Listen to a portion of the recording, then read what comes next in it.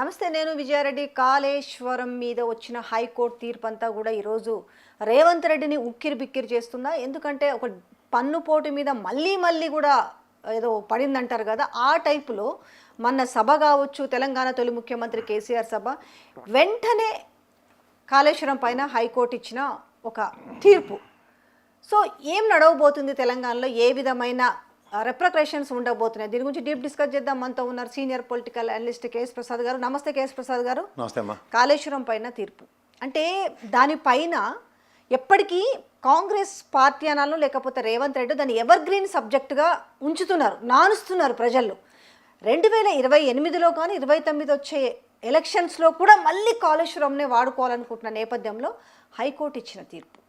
నీకు కునుకునక్కడి మీద తాటిపండు పడిందని ఒక సామెత ఉంటుంది. మూలిగే నక్క పైన తాటిపండు అంటారు కదా.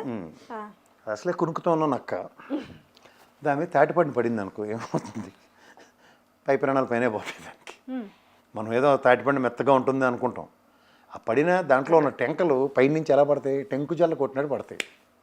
అలా పడింది రేవంత్ రెడ్డి గారికి గౌరవ న్యాయస్థానం ఇచ్చిన తీర్పు. ఆ ఘోష్ కమిటీ గోసలో ఈయన ఎక్కడ కొట్టుకుపోయాడంటే ఆఖరికి దేవుడు కూడా ఒక పక్క రేవంత్ రెడ్డి పక్కనే ఉన్నాడు అనిపిస్తుంది. ఇదే కనుక కోర్టు తీర్పు ఇచ్చి తర్వాత కేసీఆర్ గారు సభ అయ్యి ఉంటే నాకైతే ఖచ్చితంగా చూడు, మనం పోడియంలు ఉంటాయి చూడు, దాని బదులు అక్కడ శాఖల బాణ ఉండుందును.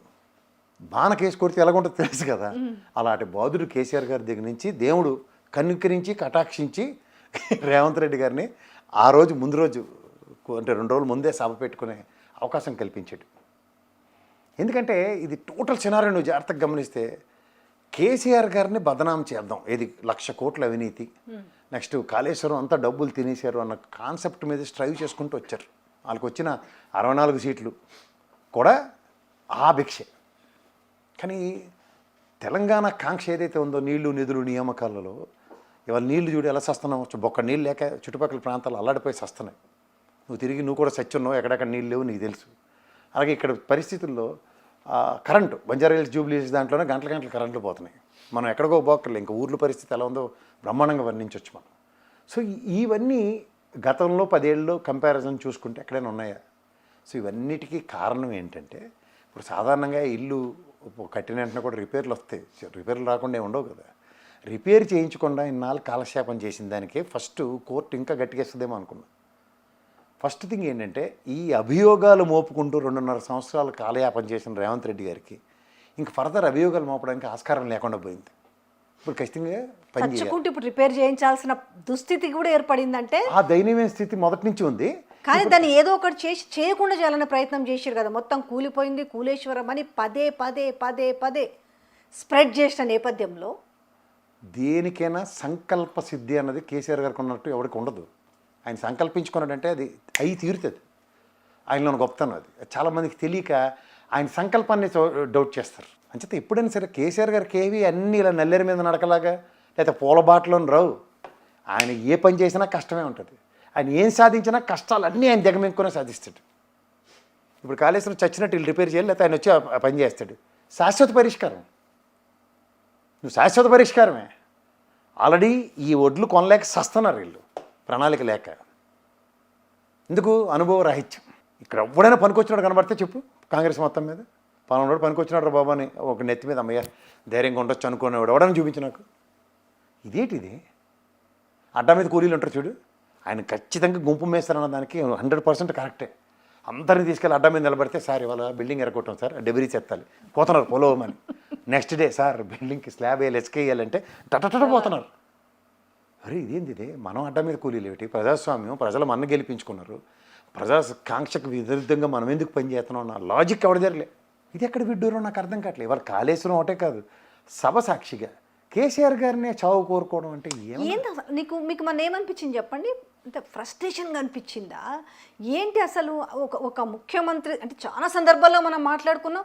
మళ్ళీ దరిద్రం ఏంటంటే అగైన్ మళ్ళీ ఆయన భాష గురించి, ఆయన మాటల గురించి మాట్లాడుకునే పరిస్థితి రావడం నిజంగా చూస్తుంటే చాలా షేమ్లెస్. నేను ప్రతి శనివారం ఈ శిలక పలుకులు ఏదో అలాగే అనుకుంటాను, నువ్వు మారవరా ఈ జన్మకి, నువ్వు ఎంత దిగజారుతో చూస్తుంటే అంతకు 10 ఇంతలు దిగజారు కనబడుతుంది. అవును, ఈయన కూడా మారుతాడేమో అని చూస్తున్నాను. అసలు ఆయన ఒక పెద్ద కేస్ స్టడీ రేవంత్ రెడ్డి గారు చీఫ్ మినిస్టర్ అవ్వడం తెలుసా?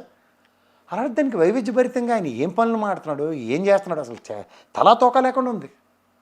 ఇప్పుడు కాళేశ్వరం వెళ్ళాడు, ఓ పక్క ఆయన సతమతం అయిపోతుంది అంటే కన్ఫ్యూజన్లో పిచ్చి పరాకాష్ఠకి వెళ్ళిపోయింది ఆయనకి. ఓ పక్క బీజేపీ ఎందుకు పనికిరాని బీజేపీ ఎజెండా మోసుకొని వస్తున్నాడు ఆ గుళ్ళు గోపురాలు అంపటి తిరగలేక. రెండోది రేపొద్దున్న నన్ను బీజేపీలోకి తీసుకెళ్ళడానికి చంద్రబాబు నాయుడు ఎజెండా మోయలేక చచ్చిపోతున్నాడు. దానికి తోడు ఈ దిక్కుమాల తపేలా ఛానల్లో చెల్లి సారాజ్యం. మూడోది కాంగ్రెస్లో సీనియర్లు అంటే ఈయనకి ఎక్కడ పరిగెట్టించేస్తారో అని చెప్పి భయం పడిపోయి సీనియర్లు ఎలిమినేషన్ కార్యక్రమం పెట్టుకున్నాడు. ఈ 3 ఫ్రస్ట్రేషన్స్ ఎట్లా ఉంటాయి? ఎక్కడ అలైన్మెంట్ ఉండదు, నీకు సింక్ అవ్వదు.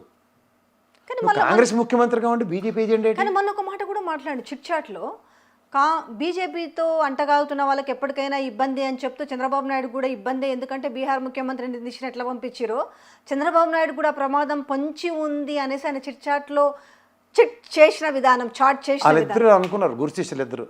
నేను అంటాను నువ్వు ఏడుస్తున్నట్టు నటించు, నేను అక్కడికి వెళ్ళి అంటాను చెన్నై, నువ్వు ఏడుస్తున్నట్టు నటించు, అయిపోయింది. అలా విజయంలో కాగితం తీసి రాస్తే ఉత్తరం సరిగ్గా ఉంటుంది. అప్పుడు ఫస్ట్ థింగ్ ఏంటంటే వీళ్ళిద్దరూ ఆడుతున్నా చిన్నపిల్లలు అమ్మానాన్నట అందరికీ తెలిసిపోయింది. ఇప్పుడు చిన్నప్పుడు అమ్మానాన్నట ఆడేవా నువ్వు? ఇంత పెద్ద అయిన తర్వాత కూడా వీళ్ళు ఇదే ఆట ఆడితే ఖచ్చితంగా తెలుస్తుంది ప్రజలకి. ఇది ఎక్కడ ఈ దిక్కుమాల ఎజెండా నాకు అర్థం కాదు. ఎన్డీఏ ఎజెండా కాంగ్రెస్ వాడు మోస్తుంటే ఆ ముసలిలో అక్కడ ఏడ్ చేస్తాడు. వాళ్ళు దిగ్విజయ్ సింగ్, జయరాం రమేష్ గారు ఎక్కడ చచ్చారు ఇద్దరును? వాళ్ళు పెద్ద అందరినీ మడతెట్టేస్తారు కదా. కేసీఆర్ లాంటి కూడా ముందు పార్టీ విలీనించే తర్వాత మాడదాం అన్నాడు కదా. మరి ఆ మేధా సంపత్తి అంతా ఎక్కడ చచ్చింది? నీకు వాళ్ళతో పని ఏంటి? వాళ్ళకి వెనకాల తిరుగుతున్నావు అని అడిగిన 16 సీట్లు నెక్స్ట్ వచ్చే ఎలక్షన్స్లో 16 అంటే ఒకటి ఓవైసీకి ఇచ్చేసినా కూడా 15 సీట్లు తీసుకొని వచ్చి రాహుల్ గాంధీ కిషన్ రెడ్డి వాడు గెలుస్తారు కదా. రాహుల్ గాంధీని ప్రధానమంత్రి చేస్తున్నాడు ఈయన. అలా కాదు. కానీ ఇంకో మాట చెప్పు, మొన్న అదే కదా ఇద్దరు చిట్చాట్ చేసుకుంది. నాతో కావట్లేదు, నీతో అంతకన్నా కావట్లేదు, నాకే ఇంకో దిక్కు లేదు, నీకు ఇంకో దిక్కు లేదు, ఏం చేయాలని. మొన్న మాత్రం ఆయన రేవంత్ రెడ్డి గారు చాలా పర్ఫెక్ట్ మాట, ఎట్టి పరిస్థితుల్లో అపోజిషన్ ఇవ్వను కేసీఆర్ గారికి అన్నాడు. ఎందుకంటే ఆయన కాబోయే ముఖ్యమంత్రి. ఓకే, అట్లా వచ్చిరా మా జర్నలిస్ట్ సవాల్ చేస్తున్నాను, ఇవ్వను నేను అపోజిషన్ కూడా. More you persist it will resist అన్న ప్రోవర్బ్ ఉంటుంది. అంటే అనగా సంకల్పం అనుకోని అంటున్నాడా? ఏమనుకోవాలి? సంకల్పంకి రోజు అనుకోరమ్మా, ఒకసారి అనుకుంటారు. అది ఆయనతో అలా ఉంది. నేను ఎప్పటికైనా జైపాల్ రెడ్డికి టంగం అనిపించాలంటే ఇలా చేసి చూపిస్తాను అనుకున్నాడు. అలా అయ్యాడు ఆయన. ఆయనకి కాని పని పదవి కూడా వరించి చూపించాడు ఆయన. కానీ ఇది ఎక్కడ దరిద్రం మళ్ళీ చూడు. ప్రజలకు అంటే ఆయన ఒక న్యాక్ అనుకోవాలా, లాజిక్ అనుకోవాలా, చాతుర్యత అనుకోవాలా? పదే కేసీఆర్ని తగ్గించి, ఆయన స్టేచర్ని తగ్గించి, ఆయనని ప్రజల్లో పలచన చేసే మాటలు మాట్లాడడం వల్ల నా స్థాయి పెరిగి ఏమో మళ్ళీ అటో ఇటో అయితే నాకేమన్నా అవకాశం రాకపోతుందనా, లేకపోతే ఎవరు మీరు సీఎం పదవికి నెక్స్ట్ ఎవరు పోటీ పడద్దు, నేను మాత్రమే కాంగ్రెస్లో ఉన్నానని చెప్పేసి అంత బల్లగుద్ది మాట్లాడుతున్నాడు అనుకోవచ్చు. కాంగ్రెస్లో ఉండనిచ్చారు కాబట్టి వాళ్ళు చూస్తున్నారు ముసలోళ్ళు ఎప్పుడు గెంతది. ఎవరన్నా నోరిప్పుతున్నారా? ఏం మాట్లాడుతున్నారు? ఎందుకు మాట్లాడతారమ్మా? ఇప్పుడు వాళ్ళు తెలంగాణలో పారాచూట్ వేసుకుని రాలేదు ఉన్న కాంగ్రెస్లో వాళ్ళు. ఇప్పుడు బయట విక్రమార్కన్ ఉన్నాడు, దుద్దిల శ్రీధర్బాబు గారు ఉన్నారు, అలాగే ఉత్తమ్ కుమార్ రెడ్డి ఉన్నాడు, కోమటిరెడ్డి బ్రదర్స్ ఉన్నారు, బట్టి ఆయన వారు దామోదర రాజనరసింహ, ఎంత పెద్దవాళ్ళు ఉన్నారు కదా. వీళ్ళకి ఎంతసేపు కేసీఆర్ గారు 10 ఏళ్ళు బట్టి ఆయన సాచర్యంలో ఇవాళ తెలంగాణ రాష్ట్రం కాంగ్రెస్ ఎలా ఇచ్చిందో, తర్వాత 10 ఏళ్ళు ఎలా ఉందో, 10 ఏళ్ళు మనకి ఏ రోజైనా అగౌరవపరిచాడా అసెంబ్లీ వేదికగా? కానీ ఇవి వాళ్ళకి కనిపించకుండా ఉంటాయా? సడన్గా ఈయనకు తెలుగుదేశం నుంచి వచ్చి ఇక్కడ రావడం అడవాడి కొట్టుకుంటూ వస్తే ఆ పార్టీ అబ్జర్వ్ చేయకుండా ఉంటారు వాళ్ళు. మంచిది ఏంటి, ఒక వాగుడికాయలో ఒకడు మాడుతూ ఉంటాడు, అని ఏం చేస్తాం క్లాస్లో, కానీ నువ్వు కానీ అని ఒకడే వదిలేసి ఉంటాం. అందరూ అలాగే మాడతారన్న. ఫస్ట్ థింగ్ ఏంటంటే రేవంత్ రెడ్డి గారికి ఉన్న పెద్ద సెట్ బ్యాక్ ఏంటంటే కేసీఆర్ గారికి సమాజంలో ఆయన భాషకి యాక్సెప్టెన్స్ ఉంది. ఒక వ్యంగ్యతకి, తర్వాత ఆయన సెటరికల్గా ఉన్నాను, ఒక సర్కాస్టిక్గా మాట్లాడినా అది యాక్సెప్టెన్స్ ఉంది. అది నాకు వచ్చేసింది అనుకుని భ్రమలైన ఉన్నాడు, యాక్సెప్టెన్స్ లేదన్న విషయం ప్రతిసారి మనం ఆ సభ పెట్టినప్పుడు పబ్లిక్లోనే కాదు మీడియాలో కూడా చూస్తున్నాం కదా. ఆ వాచింగ్ టైంలో, వ్యూవర్షిప్లో అసలు కేసీఆర్ అనే వ్యక్తి బయటకు వస్తే ఏం చెప్తాడు, ఏం మాట్లాడతాడు అనేసి అంత ఆసక్తి. మెయిన్ స్ట్రీమ్ మీడియా ఆ రోజు నువ్వు గమనిస్తే రేవంత్ రెడ్డి గారిని కవర్ చేయలే, ఆద్యంతం కేసీఆర్ గారిని కవర్ చేసుకుంది. ఎందుకంటే ఎట్ నుంచి ఎట్టిపోతుందో తెలియకుండా ఉంది. దానికి తగ్గట్టుగానే ఈ ఫ్రస్ట్రేషన్ పీక్స్కి వెళ్ళి కనబడింది. మన ఎందుకు వచ్చింది చెప్పాలా అంటే, ఇప్పుడు 1 year అయింది సభ పెట్టి కదా. దాని తర్వాత ఇప్పుడు నీళ్ళ గురించి సభ పెట్టారు నల్గొండలో, ఇప్పుడు మళ్ళీ సభ పెట్టారు కదా. ఈ సభకు వచ్చిన కేసీఆర్ని చూస్తే అందరికీ ధైర్యం పాత కేసీఆర్ని చూసినట్టు ఆ ముఖంలో ఒక కాన్ఫిడెన్స్, ఒక కళ. ఫుల్ స్మార్ట్గా ఉన్నాడు చూసావా? అందరూ అదే డిస్కషన్, ఇప్పుడు మేధావులు కూడా అదే చర్చిస్తున్నారు. హెయిర్ స్టైల్ అన్ని మళ్ళీ సెట్ అయిపోయింది, అన్నీ ఇదైపోయి అరే ఈయన పని అయిపోయింది అనుకుంటే ఈయనేంది మళ్ళీ ఇంత యాక్టివ్గా, అంటే ఇప్పుడు యాక్టివ్గా ఉన్నట్టుగా నటించడం వేరు, ఆ ఫేస్లో ఆ గ్లో కానీ ఆ చరిష్మా మళ్ళీ కనిపించడం నీకు వేరు. ఒక్కటి చెప్తానమ్మా, కేసీఆర్ గారిలో ఒక డిఫరెంట్ వైబ్రేషన్ ఎలా ఉంటుందంటే కనెక్టివిటీ ఉంటుంది ప్రజలకి ఆయనకి. దాంట్లోంచి మనం సాధారణంగా లైట్లు వేస్తే గ్లో వస్తుంది, కానీ ప్రజల్లోంచి ఆ గ్లో తెచ్చుకుంటాడు ఆయన. ఆయనలో గొప్పతనం అది. ఎందుకంటే అతని దగ్గర కన్విన్సింగ్ స్కిల్స్ ఉంటాయి, కన్విన్సింగ్ క్యాపబిలిటీ ఉంటుంది. గదమాయించడం ఎవరినైనా ఓ పెద్దరికం కనబడుతుంది. హే కూర్చో అన్నాడు అనుకోటి, ఇంట్లో పెద్ద ఆయన కలుస్తున్నాడు రమ్మా అన్న టైప్ ఉంటుంది. రేవంత్ రెడ్డి గారిని చూడు, మిగిలిన ఎవరిని చూడు ఇక్కడ నువ్వు రాజకీయ నేపథ్యంలో, అది కనపడదు నీకు. ఆ వైబ్రేషన్స్ ప్రజల్లో క్రియేట్ చేయలేరు, అది వీళ్ళకి ఉన్న ప్రాబ్లం. సో దీనివల్ల ఏమవుతుందంటే ఆయన ఎప్పుడైతే బయటకు వస్తారో, ఏ రోజైతే మాడతారో, ఆ మాట్లాడి దానికి ఏమవుతుందంటే సెన్సిటివిటీ అలా స్ట్రైవ్ అవుతుంది. వీళ్ళు రోజు అనేసేవా అన్న డైలాగ్ ఒకటి ఉంటుంది చూడాల, నువ్వే కావాలి సినిమా చూడు, కోవే సరళ అంటది. వాడు అన్నది హిందీలో, దానికి అర్థమైన భాష వేరు, అందుచేత అది రియాక్ట్ అయ్యి మూడు ఎలా ఉంటుంది, అనేసావా ఇంకా అనలేదని చూస్తున్నాం అన్నట్టుగా రేవంత్ రెడ్డి ఉంటాడు. ఆయన అండు, కానీ అనేసాడన్న భ్రమలో నన్ను అనేస్తాడన్న భ్రమలో ఈ నుండి ముందు ఆయన అనేస్తున్నాడు. అప్పుడు ఏమవుతుంది? కానీ ఫ్రస్ట్రేషన్ ఇంకో కారణం కూడా కనిపిస్తుంది. ఎప్పుడన్నా కేసీఆర్ తన పేరు ఎత్తుతాడేమో తన నోటి నుంచి అని ఎదురు చూస్తే అసలు రీజన్ ఏంది చెప్పు? ఆయన ప్రతిపక్షంలో ఉన్నప్పుడు కానీ, ఆయన పీసీసీ ప్రెసిడెంట్ అయినప్పుడు కానీ, ఆయన వర్కింగ్ ప్రెసిడెంట్గా ఉన్నప్పుడు కానీ, ఆయన ఎంపీ అయినప్పుడు ఎప్పుడు కూడా ఆయన పేరు ఎత్తలే. లాస్ట్కు ముఖ్యమంత్రి అయిపోయిన తర్వాత కూడా ఎందుకు ఒక్కసారి కూడా రేవంత్ రెడ్డి అనే పేరు ఎత్తకపోవడానికి కారణం ఏంటి అసలు? ఇప్పుడు గురువు కనబడగానే ఫస్ట్ నువ్వు ఏం చేస్తావు? ఆబ్వియస్లీగా లేచి వంగి నా దండం పెడతాం. అసెంబ్లీ వేదికగా ఆయన అదే పని చేశాడు కదా రేవంత్ రెడ్డి గారు. కేసీఆర్ గారి దగ్గరికి వచ్చి నమస్కారం పెట్టుకుని వెళ్ళాడు. దాన్ని బయటకు వచ్చి మేకపోతే గాంభీర్యం ప్రదర్శిస్తుంటే ఏమవుతుంది? చిన్నపిల్లలే కానీ అనుకునే మనస్తత్వం రేవంత్ రెడ్డి కేసీఆర్ గారు. కానీ పేరు ఎందుకు ఒక్కసారి కనీసం తెలంగాణ ముఖ్యమంత్రి ఇప్పుడున్న ముఖ్యమంత్రి రేవంత్ రెడ్డి కనీసం అని ఎందుకంటే తిట్టుకుంటానో పొగుడుకుంటానో అనాలి కదా. ఇద్దరిని చూడు, అక్కడ పవన్ కళ్యాణ్ గురించి ఆయన ఎప్పుడు పేరెత్తాడు జగన్మోహన్ రెడ్డి, ఇక్కడ కేసీఆర్ గారు కూడా అదే అడాప్టబిలిటీ. అసలు ఫస్ట్ ఈయనే స్టార్ట్ చేశాడు. అసలు ఆయన దృష్టిలో ఒక స్థాయి కావాలి, ఆయన స్థాయి ఆయన ఇవ్వనప్పుడు అప్పుడు మనం ఆలోచించాలి. ఎందుకు లేదనుకుంటున్నారు రేవంత్ రెడ్డికి ఆ స్థాయి? అంటే ఒకటమ్మా, మనం కంటి ముందు పెరిగిన పిల్లల గురించి మనకి ఒక ఒపీనియన్ ఉంటుంది. రేవంత్ రెడ్డి గారిని ఆయన చూసినట్టుగా ఎవరు చూసి ఉంటారు. ఆయన ప్రస్థానం అంతా, రాజకీయ ప్రస్థానం అంతా ఆయన కళ్ళ ముందు అలా తిరుగుతూ ఎక్కడికి వచ్చింది మజిలీ. ఫస్ట్ కేసీఆర్ గారికి సిర్రెత్తుకొచ్చేది ఏంటంటే నిలకడలేనితనం. చాలామందికి అర్థం అవ్వాల్సిన విషయం అది. కన్సిస్టెంట్గా పార్టీలు ఇటు ఇటు అటు కప్పదాట్లు వేస్తూ ఒక సిద్ధాంతానికి కట్టుబడులు ఎప్పుడైతే ఉండవో అలాంటి వాళ్ళతో అతను విభేదిస్తాడు.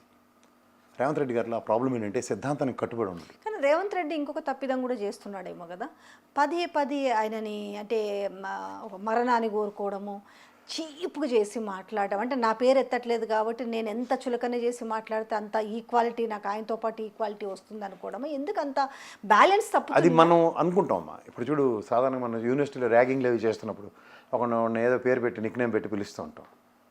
కానీ వాడు రేపు పొద్దున్న యూనివర్సిటీ టాపర్ కింద వాడు ఉండి మనం ఎక్కడ ఉన్నాం అనుకో, ఇది స్టాటిస్టిక్ ప్లేజర్ రే అని మేము అలా పిలిచివాడు రా. ఆడు ఏ లెవెల్లో ఉంటాడు, వాడు ఏదో లెవెల్లో ఉంటాడు. క్యాంపస్ రిక్రూట్మెంట్లో సెలెక్ట్ అయ్యి దేనికో సీఈఓ లేదంటే టాప్ పొజిషన్లో ఉంటాడు వాడు. వీడు ఆయన అలా ఎడిపించి వాళ్ళం రా అని గట్టు మీద కూర్చొని కథలు చెప్పుకోవడానికి మాత్రమే పరిమితం అవుతాడు. బట్ వాడి స్థాయి అలా ఆచార మార్గం అలా ఎదుర్కొంటాడు. ఎందుకు బిహేవ్ చేయలేరమ్మా, చేయలేరు. ద నేచర్ ఆఫ్ పీపుల్ కొంతమంది ఎలా ఉంటుందంటే, ఇప్పుడు నడమంత్రపు సీరే ఒకటి నువ్వు వినేవంటావు. రేవంత్ రెడ్డి గారికి ఆయన రాజకీయ ప్రస్థానంలో ప్రతి దగ్గర నడమంత్రపు సీరే ఉంది. ఆ విషయంలో ఆయన పట్టిందల్లా బంగారమే. సో దాంతో ఆయన కూడా ఒకటి నేర్చుకోవచ్చు కదా, నా పేరు ఎత్తట్లేడు, నేను ఎందుకు ఆయన పేరుని గుర్తు చేసుకోవాలి? చల్ నేను ఒక్కసారి అనేసిన అయిపోయింది, వాళ్ళ రాజ్యం అయిపోయింది, ఇక మాది మేమిది అని చెప్పుకోవచ్చు కదా. ఎక్కడ చూసినా ఎప్పుడు ఏ సందర్భంలో 24 గంటలు నిద్రలో అదే, పగలది, ఏ టైం చూసినా మరి ఆయన నామస్మరణ ఎందుకు? ఫ్రస్ట్రేషన్ అదేనమ్మా. ఇప్పుడు నీకు అర్థం అవ్వాల్సిన విషయం ఏంటంటే, ఇప్పుడు ఒక capability of a person and competency of that person అన్నది నేను ఎప్పుడు మాడుతూ ఉంటాను. ప్రజల్లోకి ఎక్కడికి వెళ్ళినా సరే నేను రాజీనామా చేసి వచ్చాను అని నిలబడ్డాడు అనుకో కేసీఆర్, నెత్తిమీ పెట్టుకుంటారు ప్రజలు. నియోజకవర్గంతో సంబంధం లేదు ఆయనకి. అది ట్రాక్ రికార్డ్ అయింది చూసుకోవాలంటే. ఉద్యమ నేపథ్యం నుంచి నువ్వు చూసుకుంటే ఆయన ట్రాక్ రికార్డ్, ఆయన ప్రతిసారి నిలబడిన ప్లేస్ కాకుండా నిలబడిన దగ్గర ప్రతిసారి ఆయన గెలిపించుకుని వచ్చారు ప్రజలు. సో ప్రజలు యాక్సెప్ట్ చేసి ప్రజలు ప్రతిష్ఠించుకున్న ఒక రియల్ హీరోకి, మోహన్ బాబు కొడుకు కాబట్టి బలవంతాన్ని మంచి విష్ణుని మనం హీరో చేసుకుంటే ఎలా ఉంటుంది? దేశంలో 150-200 మంది టాప్ హీరోస్లో నేను ఒకడిని అని చెప్పుకున్నట్టే ఉంటుంది. గమనించుకోవాలంటే దట్ ఇంక తీరు మారదు కాబట్టి మనం ఇట్లనే ఆయన మీటింగులు పెట్టి సభ ఇప్పుడు ఇన్ని కబుర్లు చెప్తుంటే పక్కన వదిలేశారు. ఏముందండి మా పార్టీలో ఎవడైనా సీట్లు కవర్ ఇస్తాడు ముఖ్యమంత్రి అని మొన్న గాలి తీసేస్తున్నాడు. అయితే ఇందులో మొన్న ఒక మాట్లాడిన మాటల్లో తెలివి తక్కువగా మాట్లాడినా అతి తెలివితో మాట్లాడిన ఒక మాట జీవన్ రెడ్డి గారి గురించి మాట్లాడిన దాంట్లో నాదెండ్ల భాస్కర్ రావు ఇష్యూ అప్పుడు ఎన్టీఆర్ గారికి వెన్నుపోటు ఒకటి జరిగింది కదా, అప్పుడు జీవన్ రెడ్డి నాదెండ్ల భాస్కర్ రావు గారి పక్కన నిలబడ్డాడు అని అన్నారు. అప్పుడు వీళ్ళందరూ కాంగ్రెస్లో కదా ఉన్నది, ఎవరు ఈయన కాదు వాళ్ళు. మరి అప్పుడు ఎవరి పక్క, ఇందిరాగాంధీ వాళ్ళ పక్క నిలబడ్డప్పుడు ఏమనిపించింది మీకు ఇది విన్నప్పుడు? ఇమ్మెచ్యూరిటీ అమ్మా. అంటే నీకు చెప్తున్నాను కదా, అవతల గురువుని ప్రసన్నం చేసుకోవాలి. గురువే నాదెండ్ల మనోహర్ గారిని నెత్తిమీ పెట్టుకున్నాడు. ఇప్పుడు గమనించవలేదు. అంచేత నువ్వు గురువు ప్రసన్నం అన్న కాన్సెప్ట్లో గురువే కాన్సెప్ట్ వదిలేసి చాలా రోజులేదు జాగ్రత్తగా గమనిస్తే. సో ఈ ప్రసన్న వదనానికి నువ్వు ఎవరికి లాయలిస్ట్గా ఉండాలి? ఇప్పుడున్న సోనియమ్మకి, లేదంటే కాంగ్రెస్కి విధేయుడిగా ఉండవలసిన. ఆ డిస్కషన్ ఎందుకు వచ్చింది? అదే చెప్తున్నాను. కాంగ్రెస్ రేపు పొద్దు నీకు టాస్క్ ఇస్తుంది ఎవరన్నా మడతెట్టమని, అంటే అప్పుడు నీకు ఏ లాయల్టీ గ్యాప్ వస్తుంది? ఒరిజినల్ కాంగ్రెస్ ఫ్లేవర్ కాదని అర్థమవుతుంది కదా. కాంగ్రెస్ వాదిగా ఒక హెర్క్యులెన్ టాస్క్ నెత్తికేసుకుని రాజకీయ భవిష్యత్తును పణంగా పెట్టాడు నాదెండ్ల మనోహర్ భాస్కర్ గారు. నువ్వు గమనించావా? రాజకీయ సమాధి కట్టుకున్నాడు ఆయన. 30 రోజులు మాత్రమే ముఖ్యమంత్రి కింద నిలబెట్టి రాజకీయ సమాధి కదా తర్వాత. అవునా కదా? మరి అప్పుడు ఎవడొచ్చాడు రెస్క్యూకి? ఆయనకి ఎవడన్నా వచ్చాడా? ఇప్పుడు నిలబడిన జీవన్ రెడ్డి నిలబడ్డాడు అంటున్నావు. ఆయన రాజకీయ ప్రస్థానం, అయ్యో మా నాదెండ్ల భాస్కర్ రావు ప్రస్థానం ముగిసిపోయింది కాబట్టి మేము ముగిసిపోయాం అనుకుని ఇంట్లో కూర్చున్నారు అందరూ. ఆనాడు ఉన్న కాంటెంపరేటరీస్ అందరూ. అదే సందర్భంగా ఎందుకు పోవాలి ఈ శని, అదే పోవాలి అనేసి అన్నాడు కాబట్టి జీవన్ రెడ్డి ఫస్ట్ దాంట్లో ఆయన ఇచ్చే స్కీమ్లలో ఫస్ట్ ఫ్రీ బస్ గురించి మాట్లాడి, మేము ఆర్టీసీ మహిళల్ని ఫ్రీ బస్ ఉచిత ప్రయాణం ఇచ్చి కోటీశ్వరులు చేసినాము, ఆర్టీసీని లాభాల బాటలో నడిపించినామని చెప్పి ఈరోజు ఆర్టీసీ సమ్మె జరుగుతుంది. పాపం ప్రయాణికులకి ఇబ్బంది పడుతున్నారు, కార్మికులు రోడ్డు మీద పడ్డారు. నువ్వు లాభాల బాటలో ఉంటే ఓఎన్జీసీలు అటువంటి దీపావళికి స్వీట్ డబ్బాలు ఇచ్చి బోనస్లు ఇస్తుంది. వాళ్ళు జీతాలు పెంచమంటున్నారు, ప్రభుత్వంలో విలీనం చేయమంటున్నారు. ఆ రెండు ఎందుకు కావట్లే? గతంలో సజ్జనార్ గారు ఉండేవారు, శుభ్రంగా నడిచింది కదా. ఇప్పుడు నాయిరెడ్డి గారు రాగానే ఎందుకు దిగుడు దస్తయింది? ఇప్పుడు ఉచిత బస్సు ప్రయాణం వల్ల కదా వాళ్ళు నెత్తుకొచ్చింది. ఇప్పుడు దిప్పు నువ్వు ప్రైవేట్ బస్సులో ఎందుకు మళ్ళీ ఛార్జీలు చేస్తున్నారు? ఉచితం అన్నప్పుడు నువ్వు ప్రైవేట్ వ్యవస్థ త్రూగా నడిపిస్తున్న బస్సుల్లో కూడా ఎలక్ట్రికల్ బస్సులో ఫ్రీ ఇవ్వాలి కదా. అంటే ప్రభుత్వ బస్సులో మాత్రమే ఉచితం. ఓహో అలాగా. నేను ప్రైవేట్ నడిపించమని నేను ప్రైవేట్ వ్యవస్థకేనా మీరు మీ గురువుగారు బాటలో నడుస్తున్నారా? ఎలక్ట్రిక్ ఇచ్చారుగా మొత్తం మెయిల్ వాళ్ళకి. ఇస్తే అది శాశ్వత ప్రయోజనమా, శాశ్వత పరిష్కారమా, లేకపోతే అవతల కార్మికులకి, నమ్ముకున్న కార్మికులకి? ఇంత గొప్పగా చెప్పి ఒక రోజు గడవక ముందుకే కార్మికులు రోడ్డు ఎక్కిరు. ఏంటి కాళేశ్వరం గురించి కూలేశ్వరం గీలేశ్వరం 1,00,000 కోట్లు అని చెప్పిన ఇంకోసారి అని చెప్పింది కోర్టు.